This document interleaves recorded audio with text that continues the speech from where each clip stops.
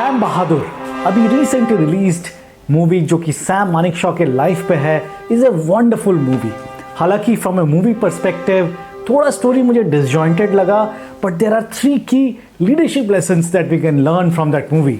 इसको मैं 3C framework बोलता हूँ। C for competence in the role, दूसरा C फॉर करेज और तीसरा C इज फॉर कॉन्सिक्वेंसेज। आइए देखते हैं क्या है। सो पहला C, competence in the role. Sam Manekshaw का ना जो पावर था, जो ऑरा था, जो चार्म था, जो कॉन्फिडेंस था, ये सारा चीज़ डिराइव हो रहा था अपने कॉम्पिटेंस पे, अपने मिलिट्री स्ट्रेटजिस्ट होने पे। और ये सिर्फ मिलिट्री के लिए नहीं, अगर आप कॉर्पोरेट्स में भी है तो फंडामेंटल जो कॉन्फिडेंस है वो डिराइव होता है कि आपका टेक्निकल स्किल्स कितना स्ट्रांग है, आप कितने स्ट्रांगली चीज़ों को एग्जीक्यूट कर पाते हो। अगर आप देखते हो उनके लाइफ को, सैम को पता था कि लड़ाइयाँ और wars are not won just by weapons and people. सिर्फ सोल्जर्स और वेपन से लड़ाई नहीं जीती जाती, लड़ाई जीती जाती है apart from those 2 factors, terrain, season, geopolitics, stakeholder management. And because of that, he displayed exemplarily military skills. He was a brilliant military strategist which helped India win so many wars.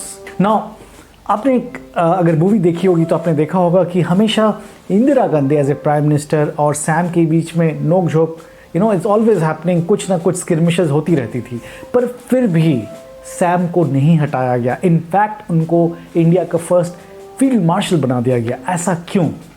ऐसा इसलिए because Sam was indispensable. Sam के कारण India ने कई सारे युद्ध जीता, India ने कई सारे इंसर्जेंसीज को कंट्रोल किया। That is the reason why he was rewarded all through and respected by our political class. दूसरा सी है courage. Again Sam exemplified tremendous level of courage.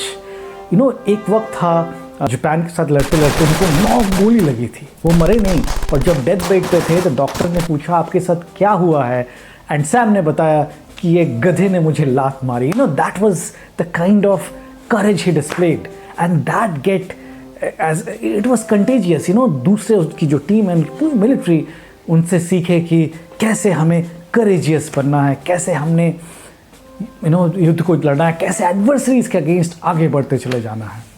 तीसरा क्वालिटी जो सीखने को मिलता है लीडरशिप पर्सपेक्टिव से इज कॉन्सिक्वेंस, यानी focus on outcome, which means effort पे फोकस ना करे। एफर्ट आपने बहुत मेहनत करा, बट आउटकम क्या आया?